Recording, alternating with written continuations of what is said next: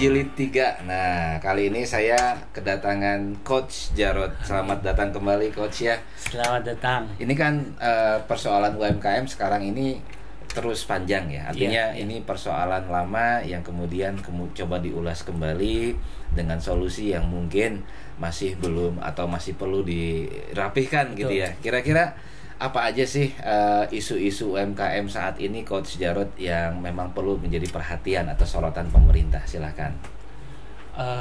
Sebetulnya sih kalau boleh dibilang, kalau dikatakan mungkin bisa kayak lagu lama, Pak Dokter. Jadi gini, kayak misalnya di UMKM sendiri itu ada ultra mikro dan mikro, jelas di situ ada manajemen bisnis, kemudian pemasaran yang sekarang mulai updating terhadap online, kemudian juga terhadap ya kayak gini nih, kayak model misalnya minyak langka, mereka juga kelabakan nih, berarti kan ada something wrong di wilayah manajemen produksinya gitu. Kemudian di SDM, karena ternyata memang SDM yang tadinya memang mereka nggak mau dihargai dengan gaji ataupun salary lama, mereka nggak ini. Nah, ujung-ujungnya ketika memang produksi bahan baku, penjualan, larinya ke keuangan, pendanaan. Baik. Gitu. Nah, kira-kira program pendanaan yang dilakukan pemerintah saat ini sudah cukup baik atau memang masih perlu perbaikan di sudut-sudut tertentu gitu, Kang Jarod? Ya memang harus ada perbaikan sih ya, Pak, karena memang terus terang aja di satu sisi memang seperti merata, tapi pada satu poin per poin ada memang yang harus diperbaiki. Contoh misalnya seperti ada kur, memang ada memang, tapi kan tidak semua para pelaku itu yang memang notabene mereka bukan pelaku usaha kecil menengah ke atas yang sudah ready terhadap aset gitu. Ketika memang mikro ke bawah kan jelas, kalau misalnya dibilang kayak inilah masuk ke golong kriteria miliaran, tapi kalau misalnya supportnya hanya jutaan, maaf bukan mengecilkan, tapi misalnya 2 juta atau 3 juta mungkin akan tomplang, jimplang ya, timpang. Jadi betul. Jadi kan artinya kelembagaan yang dibentuk pemerintah untuk mendorong, untuk menjadi booster gitu ya. Pemberdayaan UMKM ini kan cukup banyak. Salah satunya Bekraf sudah melakukan berbagai pemetaan ya. Bahkan relatif ada instruksi juga dari pusat bahwa setiap daerah harus melakukan inovasi terkait ekonomi kreatif. Nah, tapi kita lihat kan hasilnya juga belum terlampau optimal ya. Nah, kira-kira dari sisi penggiat UMKM apa sih akar masalahnya, Kang Jarod? Saya pernah dapat juga usulan ataupun misalnya propose untuk ngajuin proposal sama Bekraf, Pak. Kita buat nih, begitu kita buat, kita ini kan sampai sekarang nggak ada nih. Apa ya? Saya juga nggak ngerti apakah memang ada seleksi lagi sehingga kita nggak masuk gitu. Saya kan juga selain memang support di produksi istri yang Bandeng Isi MRB, juga kan saya support di anak saya yang usaha kreatif. Itu wilayahnya memang tadi dibilang video editing, kemudian digital kayak gitu. Nah, seperti itu. Entah kenapa, apakah memang itu sebenarnya banyak permintaan proposal penawaran untuk misalnya disupport untuk biaya atau misalnya pendanaan lunak atau apa gitu. Tapi ya itu tadi, kenapa kok nggak bisa berjalan? Karena entah apa sih yang saya ngerti, apa di SDM-nya kah, ataukah programnya memang tidak merembas ke sehingga orang pelaku UMKM sendiri juga merasa bingung kah gitu. Yang saya pahami itu sempat saya baca nih, saya dapat juga karena memang salah satu penggagasnya adalah saya kenal banget Pak Dr. Dwi itu. Melalui salah satu dinas di Kota Bandung gitu. Nah, itu dia buat semacam CWS co-working space kayak gitu. Dia buat modulnya Pak Aris gitu. Saya pribadi menilai itu bagus. Kenapa bagus? Karena Pak Dr. Dwi itu sudah menyiapkan timnya sampai ke kecamatan tuh. Jadi kalau kita misalnya dapat pembinaan dari timnya, kalau kesulitan bisa tanya sama Pak Dr. Dwi. Nah, sebenarnya kalau saya menyimpulkan sebetulnya konsep yang Bekraf itu kayak gitu kan. Pak gitu. Jadi artinya sudah meretas ke bawah ya harusnya ya. Tapi di orang yang lain.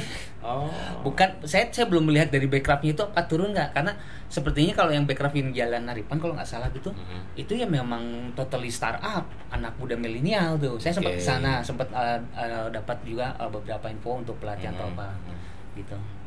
Jadi langkah apa yang tertinggal? Sepertinya kan kata pendampingan sudah tidak asing ya, apalagi di telinga para penggiat, ya, termasuk juga bahkan telinga pemerintah seharusnya gitu. Betul. Ini program menaun yang seharusnya sudah membuahkan hasil. Nah, dari apalagi kan sekarang ini ada wacana pendampingan ISO segala gitu ya. Iya. Nah, kira-kira gimana nih Kang Jarot? Apakah ini belum saatnya atau gimana?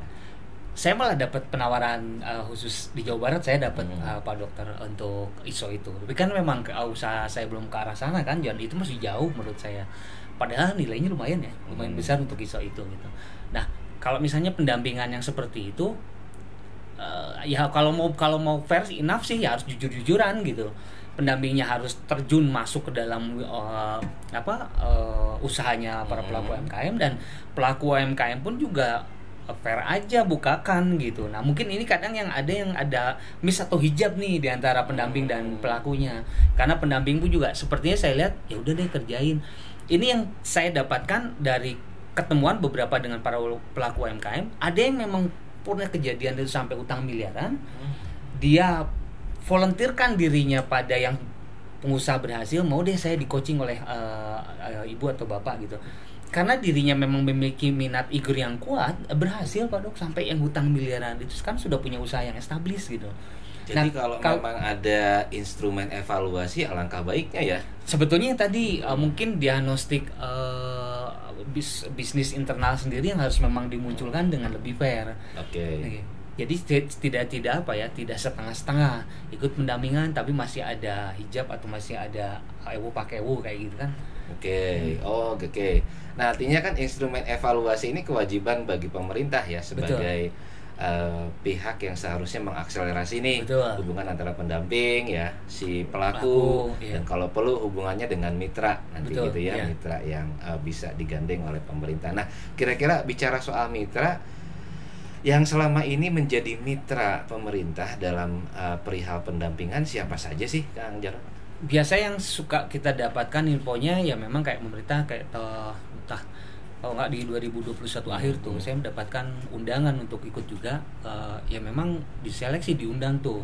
Jadi siapapun dengan kriteria yang memang kalau misalnya S1 dan satu lagi kalau tidak non S1 dia biasanya memiliki latar belakang pengalaman bisnis yang sudah teruji.